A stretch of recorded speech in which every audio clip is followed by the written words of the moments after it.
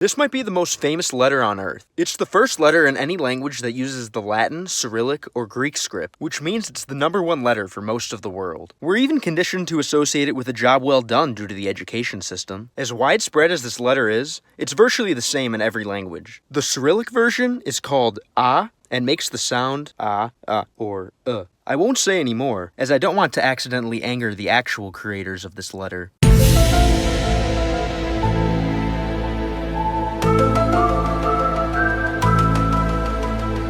There are an insane amount of Cyrillic letters that look like B. Some are common, some are rare. I like to call this one B with a hat in its uppercase form, or curvy B in its lowercase form. It's common in every Cyrillic using language. It's called B, and it sounds just like the B we know and love in English. B.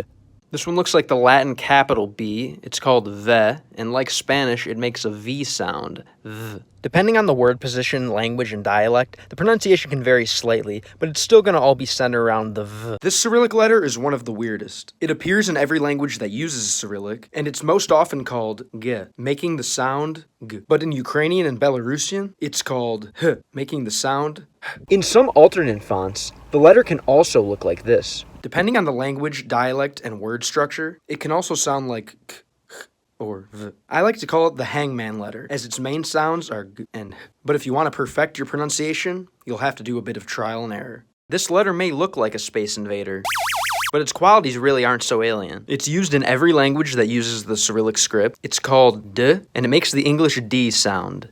D. It's super easy to remember if you think of its resemblance to the Latin capital D or the Greek capital delta. In some alternate fonts, the letter can also look like this. If it comes at the end of a word or after some soft consonants, it sounds more like T. But D and T are very similar sounds, so I wouldn't worry about it too much. Have you ever seen this symbol before? Although it may look old, it's still being used today as a letter in some versions of the Cyrillic script. The sound it makes is J, and it can be referred to by the name J. It's used in the alphabets of Serbian, Bosnian, and Montenegrin. To help remember its pronunciation, I focus on its lower right side, hanging down like the fang of the most famous vampire, Dracula. J. This could very well be the most common letter in the world. Let's take a look at it in the context of the Cyrillic script. In most Cyrillic script using languages, it's pretty straightforward and consistent. It's called I and makes the sound I. But in the most widely spoken Cyrillic script language, Russian, as well as Belarusian and Mongolian, it's called Y, and in most cases it'll be pronounced as Y, like in the Russian word Niet. For those other scenarios where it should sound like I, like in the word Uzhe, many speakers will sneak in a little I to round off their accent, making it Uzhe. There are even some situations where this letter will sound like yo or o, like in yesho. Sometimes there will be a diacritic to indicate this pronunciation, but it's not very common. At the end of the day, the pronunciation of this letter is going to depend on the language, dialect, and life experience of the person speaking it. So don't let its ambiguity stop you from trying to connect with your fellow souls.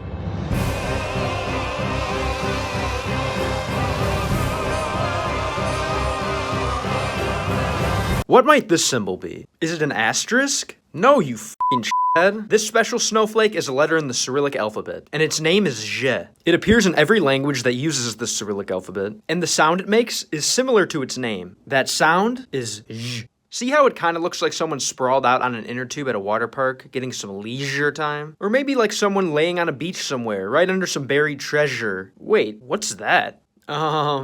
Maybe pleasure is a better word to help remember its pronunciation? If you don't want to use any words to remember it, luckily its Latin equivalent is hidden right in the letter itself. J. While some TikTok users like to say, "It's just a number, bro," that sentence doesn't apply to this symbol. In the language of the universe, it is a number, 3, but in the Cyrillic script, it's also a letter. It's found in every Cyrillic script using language. It's called Z, and it takes the sound of the English letter Z. Z. To remember the pronunciation when I see it in a word, I always think of a middle-aged Slavic man driving a BMW Z3. Z. In the Cyrillic script, the letter that looks like a 3 sounds like a Z. Z. But when an accent is added above it, what letter will it be? While the unaccented version is in many Cyrillic using languages, always has been, the only language where you'll find its accented form is Montenegrin. Zia is the name that it can take, and zh is the sound that it will make. To help remember that sound, just remember the number 3 race car driving round and round and round all day until it gets some water in the engine bay. Zh. Looks can be deceiving in the Cyrillic alphabet. You might think that this backwards N makes a consonant sound, but really, it's a vowel. It's called E, and it sounds like E or I. It's used in every Cyrillic using language except Belarusian. In some alternate fonts, the letter can also look like this. Here's what goes on in my head when I see it in a word. It can also be a word itself, usually meaning and. Focusing on the middle part will help you remember how it's pronounced, but remember, it's only E or I, never I. This symbol is one of the most common characters in the Latin script, used on the western side of the globe. But did you know that it also appears in the Cyrillic script, used on the eastern side? Specifically in Cyrillic script languages that are used near the border of the Latin script world, like Serbian, Macedonian, Bosnian, Montenegrin, and other small minority languages. In these languages, the sound it makes is Y. In many of these languages, the sound a letter makes is also the name of the letter. But this one can also be called Y. Now, Y is one of the most common sounds in Cyrillic using languages. So why don't we see this letter in all of them? It turns out that this letter was actually borrowed from the Latin script. Ironically, it evolved from the Cyrillic letter E. But for much of history, Cyrillic users and Latin users didn't exactly get along. When the Cyrillic team saw that the Latin team was using this letter to make the sound Y, they wanted a letter like that of their own. So they doubled down and instead added an accent to their letter E. This letter now makes the Y sound for the majority of Cyrillic script users. It's nice to see that some users of the Cyrillic script can share a Y and chill out. Y.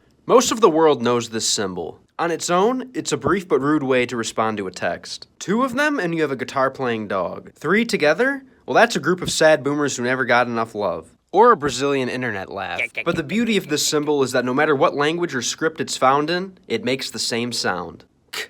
In English, it's known as K, and in Cyrillic, it's called Ka. It's used in virtually every Latin and Cyrillic script using language, which means the majority of the world uses it every day. But no matter what you call it, it sounds like K. This lovely Cyrillic letter looks like someone lunging. It's enlisted by every Cyrillic using language, where it also can look like this. It's called L, and it sounds like L, or L, which to me are literally exactly alike. Let's look at how I like to remember it. Just isolate the long, lanky left leg. It almost looks like a flipped Latin capital L, and you'll learn the pronunciation of this Cyrillic letter naturally. L. Check out this rare symbol. It's an uncommon letter in the Cyrillic script, and it's created by combining 2 letters that are a little more common. Its first half comes from this letter, which makes the sound easy to remember because it looks like a tongue curling to make that sound. The second half is this letter, which is an instruction to pronounce any consonant that precedes it with the back of the tongue on the roof of the mouth. Try pronouncing with the back of your tongue on or near the roof of your mouth. It should sound something like and can also be notated phonetically as. Oftentimes, people will call the letter by this sound, but it also can have the name Yeah. You'll only see this letter in Serbian, Bosnian, Macedonian, Montenegrin, and some smaller minority languages. It's crazy to think that a symbol like this is so well known to millions. When you see this letter, what language do you think of? Because of words like me, more, and mine, I tend to think of the consumerist West and the languages that are spoken there. I was shocked to find out that this letter also appears in Cyrillic script languages, and it makes the same sound as it does in the West. In the Cyrillic context, the letter's called am. It's used in every language that has the Cyrillic script, and the sound it makes is m. Be sure to note that the lowercase form of this letter is just a smaller version of the uppercase form, as this has a completely different meaning in some Cyrillic script languages. With this info in mind, get out there and make some ams today. If you want to learn this Cyrillic letter, you'll have to reprogram your brain again. This symbol can mean a few different things for us in the West, but our friends in the Far East all know it as N. It's used in every Cyrillic script using language, and it makes the sound N. As an English speaker, I just visualize turning the middle piece a bit to make it look like the N that I know. What's this strange-looking symbol? It's a relatively uncommon letter of the Cyrillic script. It only appears in Serbian, Bosnian, Macedonian, Montenegrin, and some other smaller minority languages. In these languages, the name of a letter is typically the sound that it makes, which in this situation would be N, but it can also be called Nya. Believe it or not, this letter was actually created by combining 2 traditional Cyrillic letters. This letter, which makes the sound N, and this letter, which adds the sound Y to the ends of consonants. Put them together, and you get this letter's sound, N, which can also be represented as N phonetically. Because it's so hollow, I like to think of it as some kind of Cyrillic jalapeno. Just look at all that room for the seeds. N. Every human in the world knows this symbol. If I was a caveman and I found a stick in the woods, I'd probably draw something like this. Circles are within us. They say so much without ever speaking a word. Not only do they represent things like unity, perfection, and infinity, but they also appear naturally in the world around us. Since humans like to borrow ideas from nature for their own creations, it only makes sense that the circle exists as a letter in most languages of the world. In this part of the world, where the languages use the Cyrillic script, it's commonly called O. It makes the sound O, or and it's found in every language that uses the Cyrillic script. Isn't it a great thing to see how cultures overlap? Many Cyrillic letters are derived from Greek. This one comes from arguably the most famous Greek letter of them all, pi. It's called pe. It appears in every Cyrillic using language, and it sounds like p. You could remember it by focusing on its similarity to pi, but be careful, as there's another Cyrillic letter that looks like pi as well. I remember how to pronounce it by noticing its resemblance to a perfect, peaceful staple.